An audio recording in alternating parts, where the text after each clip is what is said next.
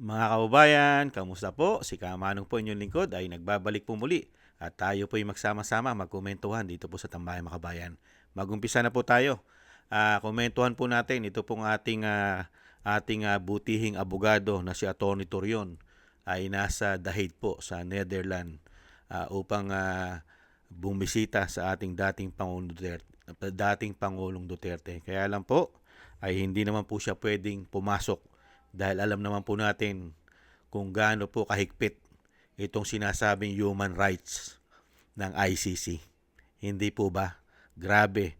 At syempre po naglabas po ng sari-saring samot damdamin po ang ating attorney na si Atty. Torion. Lalong-lalo po sa patuloy na ginagawa po nila sa dating Pangulong Duterte na injustice. Walang katarungan. Hindi po ba, hindi makatarungan ang ginawa po nila sa dating Pangulo dahil nakipagsabwatan sila sa ating gobyerno. Hindi po ba? Lalong-lalo na ang umuugong na $2 million ayon sa mga Marine nung sila'y nag-iimbestiga gamit ang pamahalaan ayon mismo kay Boying at syempre kay Trillanes. Ayon sa mga Marine. Hindi po ba? Pakinggan po natin si Atty. Torion sa kanya pong pahayag. At syempre po nakakalungkot dahil ang dating Pangulong Duterte ay nananatili sa dahig. Ito po siya, mga kababayan. Umpisa na po natin. This is really a clear evidence of how injustice is continually being committed against him. Attorney Torion, welcome po sa The Hague, Netherlands. Kamusta po kayo today? Oh, I'm very happy to be here. No? Masaya po ako na nandito kasama ng aking may bahay at si Ma'am Lainey Bereso at mga anak niya at kaibigan. No? I'm very happy to be here at kita ko na yung penitentiary ni Tatay Digong. No? And I'm hoping and praying that he's okay sa loob. Sir, how do you feel right now, sir, na nandito ka sa Duterte Park, nandito ka kung saan nagtitipon-tipon ang mga Pilipino, at kung saan PRRD is really near but so far from us? Well, honestly, I feel I have mixed feelings. No, first, I'm very downtrodden, especially in the light of the fact that I know that he is just very near. Yet, even I, as a lawyer, could not even go to him kasi there are requisites that have to be complied with before I could enter. And this is really a clear evidence of how injustice is continually being committed against him. Knowing the fact that we have a working judiciary in our country, beloved country, yet he is here in a very far away country, in Netherlands, no? And he is languishing in jail, and the prosecution is even trying to secure more witnesses against him, and it is really an injustice in itself. So kaya I have mixed feelings kasi at least nadala ako ng kliyente dito, ng mabait ko na kliyente, at pero ako rin ay hindi masaya kasi nakikita ko kung ano ang sitwasyon po ni Tatay Digong dito. Pero wala tayong magawa kundi mag-alay ng dasal kay Allah Subhanahu wa Ta'ala na sana magkaroon ng milagro na makauwi po si Tatay Digong doon sa atin. Attorney, the Appeals Chamber of the International Criminal Court will read their decision doon sa jurisdictional challenge na isinumite ng defense team. Do you have insights or hope perhaps sa decision ng court, sir? I am hoping against hope, no, that a miracle will happen because the positivist in me keep on telling me that somehow a miracle will happen and the ICC will do the right thing. However, I am also a realist, and I know for a fact that PRRD is the shining armor of the ICC for its continued relevance in the international arena. And I know that they might be realist likewise and pragmatist, that they might deny the appeal of filed by PRRD through attorney Nick Hoffman. So there's a battle within me between the positivist in me that somehow a miracle will happen, that ICC will rule that it has no jurisdiction on the matter, because clearly there are grounds to believe that, and to rightfully argue that really the ICC no longer has jurisdiction to try the case.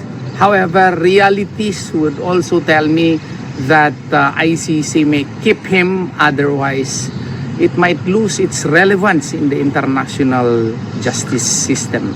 So kaya I could not say with certainty kung anong magiging ruling niya ng ICC po on the matter.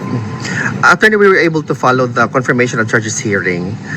Do you also have insights or hopes also with respect to the decision which will be made known to the public by the end of April or early May? Well, I should give credit where credit is due. No? Attorney Nick Hoffman was able to really score very excellent legal points in his argumentation before the ICC. And the positivist in me will tell me that somehow there are hopes that his arguments would, be considered by the ICC justices. However, the realist in me again will tell me that somehow some of his arguments may not be duly considered, and there may be charges that will be confirmed so that the hearing against PRRT will continue. Attorney, just to conclude this interview, do you have a message to the Filipino people who up until now, more than a year already, we still continue to show our unwavering love and support to the former president? Well, may kasabihan nga, no? So long as the sun rises in the east and so long as we are alive, there is hope. Alam ko yung pagka-realist in me, no? That is born in the fact that I am a lawyer, and I am also abreast of what is going on in the international arena. So, ang akin lang is, let us continue to pray to Allah subhanahu wa ta'ala, because the situation that we are in today is something which only the great architect of the universe can, do in order for our hopes to become stark realities. So let us continue to pray to the Lord Almighty that somehow a miracle will happen, that the appeals chamber will rule in our favor, and the confirmation hearings will likewise be ruled in our favor. Yan na lang po ang aking masasabi po dito. Attorney Torion, on behalf of the Filipino community here in The Hague and all over the world, closely monitoring the case of the former president, welcome to the Netherlands at maraming salamat. Salamat din sa iyo, Alvin. You are an inspiration to many people in our country, and please continue to do what you are doing here. Thank you, sir. Mabuhay kayo. Salamat po. Yan po mga tambay. Ang ating butihing abogado na si Atty. Torion. At syempre po, iniintay pa rin po natin hanggang ngayon ang resulta po ng naghain din po kasi sila Atty. Torion, sila Atty. Panelo, at ang grupo po nila Atty. Topacio sa Korte Suprema. Hindi po ba?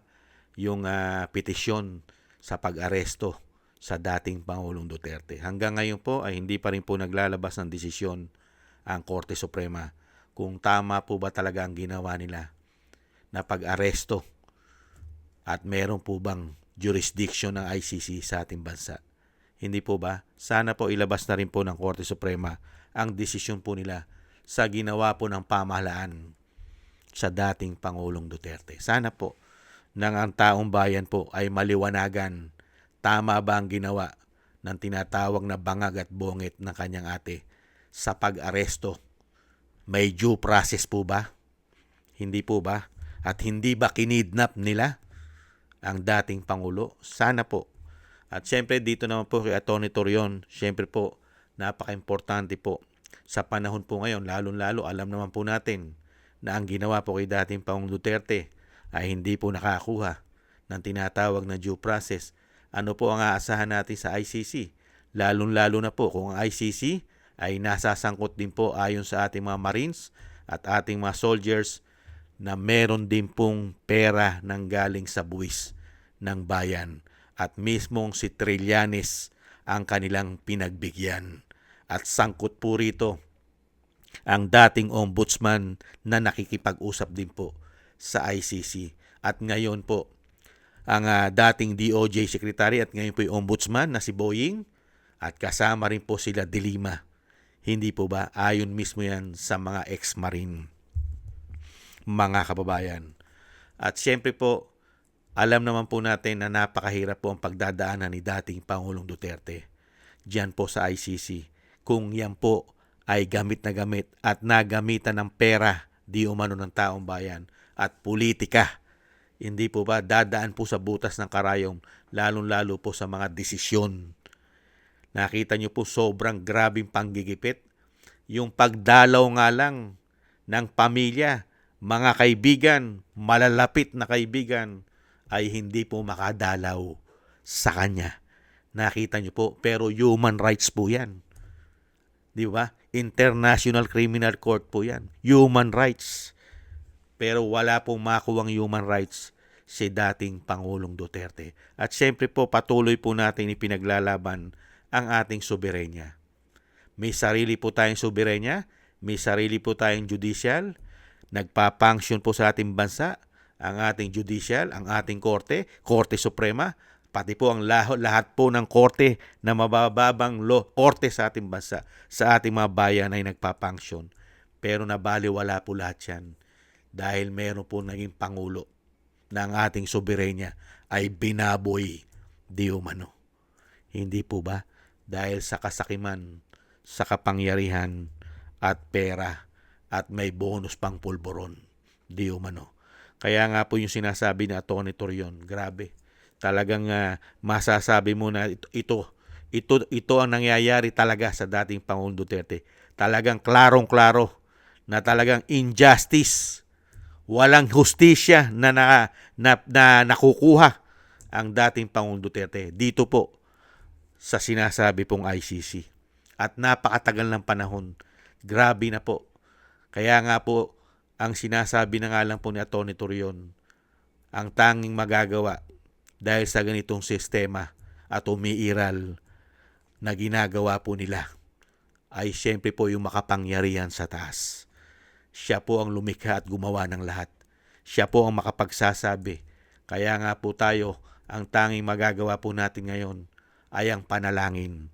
Maraming panalangin para po ang dating Pangulong Duterte ay mabigyan po ng hustisya at siyempre po mapalaya. At siyempre yung dasal po natin madugtungan ng kanyang buhay at kalakasan ang dating Pangulong Duterte.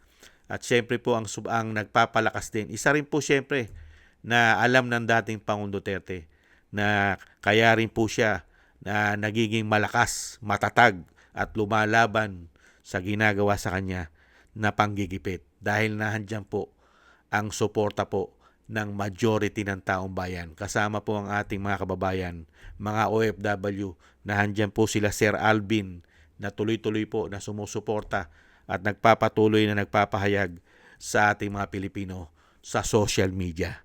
Pero pagdating po sa mainstream media, wala po tayong aasahan dyan, mga kababayan. At alam naman po natin sa mga sarili natin yung totoo pong nangyari at ginawa nila sa dating Pangulo. Ginamitan po talaga nila yan ng kapangyarihan gamit pa ang pera ng taong bayan. Hindi po ba?